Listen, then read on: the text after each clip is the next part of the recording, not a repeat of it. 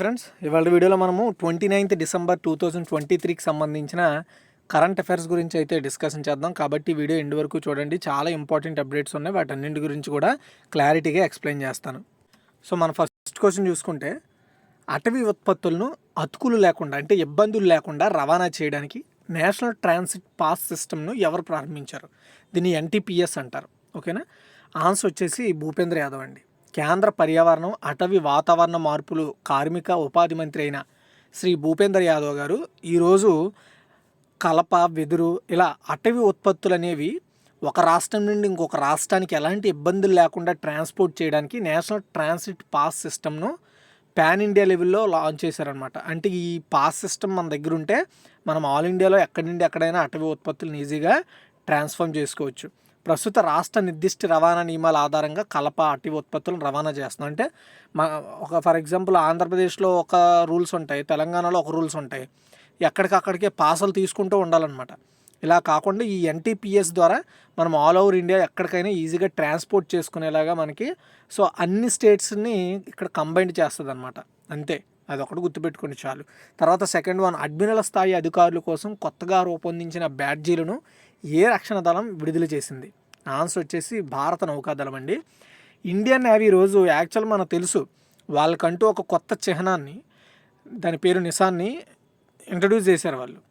అయితే ఇప్పుడు కొత్త బ్యాడ్జీలను కూడా వాళ్ళు ఇంట్రడ్యూస్ చేశారు. యాక్చువల్గా బ్యాడ్జీల గురించి నేను ఇక్కడ పెడదాం అనుకున్నాను, కానీ బట్ ఫొటోస్ పెట్టట్లేదు కదా అనే ఉద్దేశంతో పెట్టలేదు. బట్ మీరు ఒకసారి గూగుల్లోకి వెళ్ళి ఇండియన్ నేవీ లేటెస్ట్ బ్యాడ్జెస్ అని కొడితే వస్తాయన్నమాట. అండ్ అవి ఎలా ఉంటాయంటే, మరాఠా సామ్రాజ్యాధినేత ఛత్రపతి శివాజీ మహారాజ్ వారసత్వాన్ని ఇవి ప్రతిబింబిస్తాయంట. సో అడ్మిరల్, వైస్ అడ్మిరల్, రేయర్ అడ్మిరల్కి సంబంధించి మొత్తం 5 బ్యాడ్జీలను అయితే లేటెస్ట్గా అయితే రిలీజ్ చేయడం జరిగిందండి. అంతే. సో నెక్స్ట్ థర్డ్ వన్, ఇంకా మీరు తెలుసుకోవాలనుకుంటే ఇది స్క్రీన్ షాట్ తీసుకోండి. ఓకే, ఆ చిహ్నాలు ఎలా ఉంటాయి? అష్టభుజాకారం మీద నౌకాదళ చిహ్నంతో కూడిన బంగారు బటను బానిసత్వ మనస్తత్వాన్ని వదిలించుకోవాలనే సంకల్పాన్ని చెప్తుంది. నెక్స్ట్ కిందన ఖడ్గం ఉంటుంది, టెలిస్కోప్లు ఉన్నాయి. భారత సరికొత్త శక్తి సామర్థ్యాలను, యుద్ధాల్లో ఆధిపత్యం ఖడ్గం సూచిస్తుంది. దూరదృష్టిని టెలిస్కోప్ అయితే మనకు తెలియజేస్తుంది అంట. ఓకే, అలాంటి బ్యాడ్జెస్. నెక్స్ట్ థర్డ్ వన్, ఏ రాష్ట్రం దళితులు, ఆదివాసీల వృద్ధాప్య పింఛన్ను అర్హత వయసును 60 ఏళ్ళ నుంచి 50 ఏళ్ళకు తగ్గించింది? ఆన్సర్ వచ్చేసి జార్ఖండ్ అండి. సో జార్ఖండ్ రాష్ట్రంలో ఉండే ఎవరైతే దళితులు, ఆదివాసీలు అంటే ట్రైబల్స్, వాళ్ళకి పింఛన్ ఇచ్చే వయసు 60 ఏళ్ళు, దాన్ని ఇప్పుడు 50 ఏళ్ళకు తగ్గించిందనమాట. అంటే 50 ఏళ్ళు వస్తే వాళ్ళకి పింఛన్ ఇస్తుంది. సో ప్రజెంట్ అక్కడ హేమంత్ సోరెన్ గారు నెక్స్ట్ ఈ ఎలక్షన్స్ రాబోతున్నాయి కదా, అందులో భాగంగా ఈ డెసిషన్ అయితే అనౌన్స్ చేశారండి. అండ్ జార్ఖండ్లో ఏర్పాటు చేసే కంపెనీల్లో 75% ఉద్యోగాలు స్థానికులకే ఇచ్చేలా చట్టం కూడా తీసుకొస్తామని అనౌన్స్ చేశారు ఆయన. ఓకేనా? అండ్ ఈ 60 నుండి 50కి తగ్గించడానికి ఒక్క రీజన్ చెప్పారు. అదేంటంటే, సో 60 వచ్చే వరకు కూడా వాళ్ళు ఉద్యోగాల్లో ఉండట్లేదు, ఉద్యోగాలు కోల్పోతున్నారు. సో వాళ్ళకి ఎలాంటి ఆసరా అయితే ఉండట్లేదు అనే ఉద్దేశాన్ని గుర్తు చేసుకుంటూ వాళ్ళకి అవకాశం కల్పించారనమాట. నెక్స్ట్ 4, సిఐఎస్ఎఫ్ మొదటి మహిళా డైరెక్టర్ జనరల్గా ఎవరు నియమితులయ్యారు? చాలా ఇంపార్టెంట్ అండి. సో ఆన్సర్ వచ్చేసి నేనా Singh. Central industrial security force తన మొదటి మహిళా డైరెక్టర్ జనరల్గా నేనా సింగ్ని అపాయింట్ చేసిందండి. విమానాశ్రయాలు, ఢిల్లీ మెట్రోతో సహా కీలకమైన మౌలిక సదుపాయాలను కాపాడే బాధ్యత సిఐఎస్ఎఫ్ దేశ యొక్క భద్రతను నిర్ధారించడంలో కీలక పాత్ర పోషిస్తుంది. అయితే ఈ ఒక్క ఎయిర్పోర్ట్ల దగ్గరే కాదు, పెద్ద పెద్ద సెంట్రల్ ఇండస్ట్రీస్ ఏవైతే ఉంటాయో, పబ్లిక్ ఇండస్ట్రీస్, వాటి దగ్గర ఈ సిఎస్ఎఫ్ వాళ్ళే ఉంటారు. సో ఈ సిఎస్ఎఫ్ అనేది రీసెంట్గా పార్లమెంట్లో కూడా ఈ సిఆర్పిఎఫ్ భద్రతను పెంచాలని ఆల్రెడీ మనకు వచ్చింది కదా. సో అలా కొన్ని ప్రముఖమైన సంస్థల దగ్గర వీళ్ళు ఆ పదవులను కలిగి ఉంటారనమాట. అక్కడ సెక్యూరిటీ ఇస్తారు వీళ్ళు. అయితే ఇప్పటివరకు ఈ యొక్క సిఎస్ఎఫ్కి ఇప్పటివరకు ఒక్క ఉమెన్ డైరెక్టర్ జనరల్ అంటే చీఫ్ అనమాట. ఆ సిఎస్ఎఫ్ అంతటికి చీఫ్, డీజీ అంటే. సో ఒక మహిళ అపాయింట్ అయ్యింది, ఆమె పేరు నేనా సింగ్ అని గుర్తుపెట్టుకోండి. ఈమె రాజస్థాన్ క్యాడర్కి చెందిన 1989 బ్యాచ్ ఐపీఎస్ ఆఫీసరు.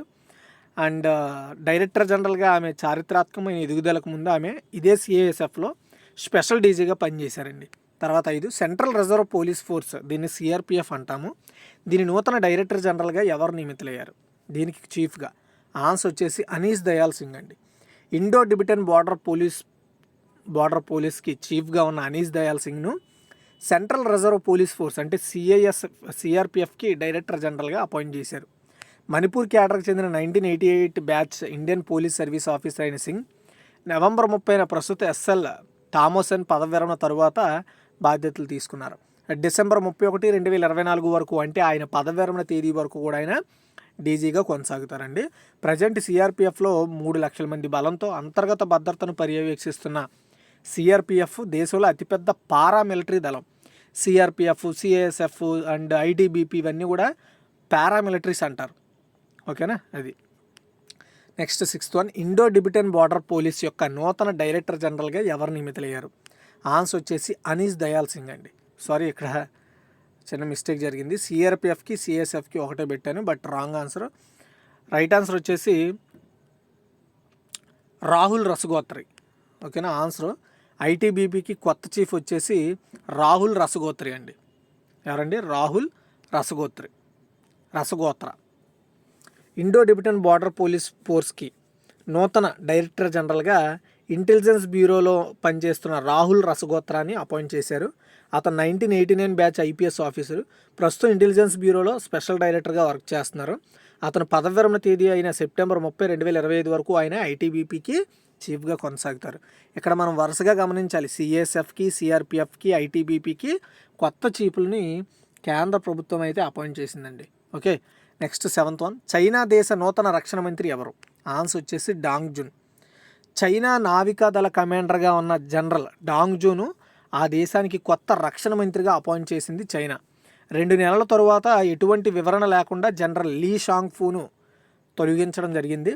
అధికార communist party of China general సెక్రటరీతో పాటు సెంట్రల్ మిలిటరీ కమిషన్ అధిపతి కూడా అయిన చైనా అధ్యక్షుడు జీ జిన్పింగ్ అత్యున్నత రక్షణ పోస్టుల నియామకాలకు ఆమోదించారనమాట. అందులో రక్షణ మంత్రిని అయితే అపాయింట్ చేయడం జరిగింది. అండ్ ఇంతకుముందు ఇద్దరు రక్షణ మంత్రులు రీసెంట్లోనే 2023లోనే ఇద్దరు అనుకోకుండా మిస్ అవ్వడం, ఈ ప్రభుత్వానికి ఎలాంటి చెప్పకుండా వాళ్ళిద్దరూ కూడా ఆ పదవి నుండి తప్పుకోవడం జరిగింది. అలాంటి జరిగిన సిచ్యువేషన్లో కొత్తగా ఒక వ్యక్తిని అపాయింట్ చేయడం జరిగింది. ఆయన పేరు డాంగ్ జున్. నెక్స్ట్ 8, ఎందుకు ఇంత ఇంపార్టెంట్ క్వశ్చన్ అంటే డిఫెన్స్ అనేది మన అందరికీ తెలుసు. మన 2 దేశాల మధ్య డిఫెన్స్ ఇష్యూస్ జరుగుతున్నాయి కదా, సో అందులో ఇది కీలక పాత్ర పోషిస్తుంది. నెక్స్ట్ 8, ప్లాస్టిక్ వ్యర్థాల ఆధారిత పైరోలసిస్ ఆయిల్ను international sustainability and carbon certification plus certified circular పాలిమర్లుగా మార్చిన మొదటి భారతీయ కంపెనీగా ఏది అవతరించింది? ఆన్సర్ వచ్చేసి రిలయన్స్ ఇండస్ట్రీస్ లిమిటెడ్ అండి. ప్రపంచంలోనే అతిపెద్ద ఇంటిగ్రేటెడ్ రిఫైనింగ్ మరియు పెట్రోకెమికల్ కాంప్లెక్స్ యొక్క ఆపరేటర్ అయిన రిలయన్స్ ఇండస్ట్రీస్ లిమిటెడ్ ప్లాస్టిక్ వ్యర్థాల ఆధారిత పైరోలసిస్ ఆయిల్ను international sustainability and carbon certification plus certified circular పాలిమర్లుగా మార్చిన ఇండియాలో ఫస్ట్ కంపెనీ అంటిది. ఈ విజయం పర్యావరణ సుస్థిరత పట్ల రిలయన్స్ ఇండస్ట్రీకి ఉన్న భావాన్ని ఇది చెప్తోంది. సో ప్లాస్టిక్ వ్యర్థాలను తగ్గించడానికి మన ఇండియా ప్రోత్సాహకానికి ఇది అదనం అని చెప్పుకోవాలి. ఓకే. అయితే ప్రస్తుతం 88వ ర్యాంకులో ఉన్న రిలయన్స్ 2023లో ఫార్చ్యూన్ గ్లోబల్ 500 జాబితాలో ప్రపంచంలో అతిపెద్ద కంపెనీల జాబితాలో చోటు సంపాదించుకున్న అతిపెద్ద ప్రైవేట్ రంగ సంస్థ అండి RIL. గుర్తుపెట్టుకోవాలి. సో పైరోలసిస్ ఆయిల్ను international sustainability and carbon certification plus certified circular పాలిమర్లుగా మార్చిన ఫస్ట్ ఇండియన్ కంపెనీ రిలయన్స్. తర్వాత 9, ఖైదీలకు సంతానోత్పత్తి హక్కు ఉంటుందని ఏ హైకోర్టు తెలిపింది? ఆన్సర్ వచ్చేసి ఢిల్లీ హైకోర్టు అండి. తమ వంశాన్ని నిలబెట్టుకునే హక్కు ఖైదీలకు ఉంటుందని ఢిల్లీ హైకోర్టు స్పష్టం చేసింది. హత్య కేసులో జీవిత ఖైదీ శిక్షను అనుభవిస్తున్న వ్యక్తికి 4 వారాల పాటు పేరులు మంజూరు చేసింది. తన భర్త ద్వారా సంతానాన్ని పొందాలనుకున్న భార్య హక్కును ప్రభుత్వం అడ్డుకోలేదని క్లారిటీ ఇచ్చింది. దాంపత్య జీవనం కోసం అనుమతి ఇవ్వడం లేదని, వంశాన్ని నిలబెట్టుకోవడానికే పర్మిషన్ ఇస్తున్నారు. అది గుర్తుపెట్టుకోండి. తర్వాత 10, వాంగ్స్ గార్డెన్ లిజార్డ్ అనే కొత్త సరీసృపాల జాతి ఏ దేశంలో కనుగొనబడిందంటే చైనా అండి. ఇటీవల చైనాలో కొత్త సరీసృపాలు అంటే బల్లులు లాంటివి అనమాట. ఈ కొత్త జాతి కనుగొనబడింది. దాని పేరు వాంగ్స్ గార్డెన్ లిజార్డ్. ఇది ఇగువానాలో కొత్త జాతి. శాస్త్రీయ నామం వచ్చేసి కలోట్స్ వాంగి. ఇది దక్షిణ చైనా, ఉత్తర వియత్నాంలో ఉప ఉష్ణమండల సతతహరిత విశాలమైన అడవులు, ఉష్ణమండల ఋతుపవన అడవుల్లో ఎక్కువగా మనకి కనిపిస్తాయి. అండ్ కొండలు మరియు అటవీ అంచుల్లో మైదానాలు, వ్యవసాయ యోగ్యమైన భూమి, పొదభూములు, పట్టణ ఆకుపచ్చ బెల్ట్లు కూడా కనిపిస్తుంది. దీని పొడవు 9 సెంటీమీటర్ల కంటే తక్కువ. దాని ప్రత్యేక లక్షణాల్లో ఒకటి నారింజ నాలుక ఉంటుంది అటు వీటికి. తర్వాత 11 రిజర్వ్ బ్యాంక్ ఆఫ్ ఇండియా చెల్లింపుల మౌలిక సదుపాయాల అభివృద్ధి పథకం, దీన్ని పిఐడిఎఫ్ పథకం అంటారు. ఇది ఎప్పటి వరకు పొడిగించింది? దీన్ని ఇంగ్లీష్లో payments infrastructure development fund. Answer వచ్చేసి డిసెంబర్ 31, 2025 వరకు కూడా రిజర్వ్ బ్యాంక్ ఆఫ్ ఇండియా చెల్లింపుల మౌలిక సదుపాయాల అభివృద్ధి నిధి పథకాన్ని పొడిగించింది. ఈ పథకం 2021లో స్టార్ట్ అయింది. దాన్ని 3 ఇయర్స్ పాటు కంటిన్యూ చేసి ఆ పథకాన్ని 3 ఇయర్స్ పాటు ప్రారంభించారు. ఇంకొక 2 ఇయర్స్ దీన్ని ఎక్స్పెండ్ చేశారు. పాయింట్ ఆఫ్ సేల్ టెర్మినల్స్, ఇతర చెల్లింపు అంగీకార మౌలిక సదుపాయాల విస్తరణ కోసం బ్యాంకులు, నాన్ బ్యాంకింగ్ ఫైనాన్షియల్ కంపెనీలకు ఏంటండి, బ్యాంకులకు, నాన్ బ్యాంక్ ఫైనాన్షియల్ కంపెనీలకు ఫైనాన్షియల్ సపోర్ట్ ఇస్తుంది అనమాట ఈ పథకం. సో గుర్తుపెట్టుకోండి. నెక్స్ట్ 12 క్రింద వారిలో ఏ రెజ్లర్ని జాతీయ డోపింగ్ నిరోధక సంస్థ 1 సంవత్సరం పాటు సస్పెండ్ చేసింది? పూజా దండ అండి. భారత రెజ్లర్ పూజా దండ అంతర్జాతీయ ఖ్యాతి గడించిన అథ్లెట్. 3 చోట్ల వైఫల్యాలకు కారణంగా జాతీయ డోపింగ్ నిరోధక సంస్థ 1 సంవత్సరం పాటు సస్పెండ్ చేసింది. 2005లో స్థాపించబడిన నాడా న్యాయమైన పోటీ నిర్ధారించడానికి ప్రపంచ డోపింగ్ నిరోధక సంస్థ నిబంధనలకు కట్టుబడి ఉండేలా అథ్లెట్లను పరీక్షించే బాధ్యతను కలిగి ఉన్న భారతదేశపు కేంద్ర డోపింగ్ నిరోధక సంస్థ అండి ఇది. అంటే మన ఇండియాలో స్పోర్ట్స్ రిలేటెడ్ ఎవరైనా సరే తప్పుగా వాళ్ళు సప్లిమెంటరీలు ఏవైనా తీసుకొని స్పోర్ట్స్లో పార్టిసిపేట్ చేస్తే వీళ్ళు ఎప్పటికప్పుడు చెకింగ్ చేస్తారు. ఆ చెకింగ్లో దొరికారనుకోండి వాళ్ళని ఆ స్పోర్ట్స్ నుండి కొన్ని సంవత్సరాల పాటు సస్పెండ్ చేస్తారనమాట వాళ్ళని. ఓకే, బాధ్యతను కలిగి ఉంటుంది. ఒకసారి మనకి రివ్యూ చూద్దాం.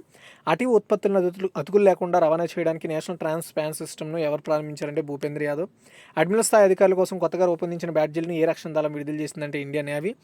అండ్ ఏ రాష్ట్ర దళితులు ఆదివాసీల వృద్ధాప్య పింఛన్ అర్హత వయసును 60 ఏళ్ళ నుంచి 50 ఏళ్ళకి తగ్గించిందంటే జార్ఖండ్. అండ్ సిఐఎస్ఎఫ్ మొదటి మహిళా డైరెక్టర్ జనరల్గా ఎవరు నియమితులయ్యారు అంటే Neena Singh. And central reserve police force నూతన డైరెక్టర్ జనరల్గా ఎవరు నియమితులయ్యారంటే Anees Dayal Singh. And Indo Tibetan border police యొక్క నూతన డైరెక్టర్ జనరల్గా ఎవరు నియమితులయ్యారంటే అనిషా దయాల్ సింగ్. అండ్ చైనా దేశ నూతన రక్షణ మంత్రి ఎవరు అంటే డాంగ్ జున్. ప్లాస్టిక్ వ్యర్థాల ఆధారిత పైరోలసిస్ ఆయిల్ను international sustainability and carbon certification plus certified circular పాలిమర్లుగా మార్చిన మొదటి భారతీయ కంపెనీ ఏది అంటే రిలయన్స్ ఇండస్ట్రీస్ అండి. ఖైదీలకు సంతానోత్పత్తి హక్కు ఉంటుందని ఏ హైకోర్టు తెలిపిందంటే Delhi high court. Wang's garden lizard అనే కొత్త సరీసృపాల జాతి ఏ దేశంలో కనుగొనబడిందంటే China. Reserve bank of India చెల్లింపుల మౌలిక సదుపాయాల అభివృద్ధి నిధి పథకాన్ని ఎప్పటి వరకు పొడిగించిందంటే డిసెంబర్ 31, 2025 వరకు.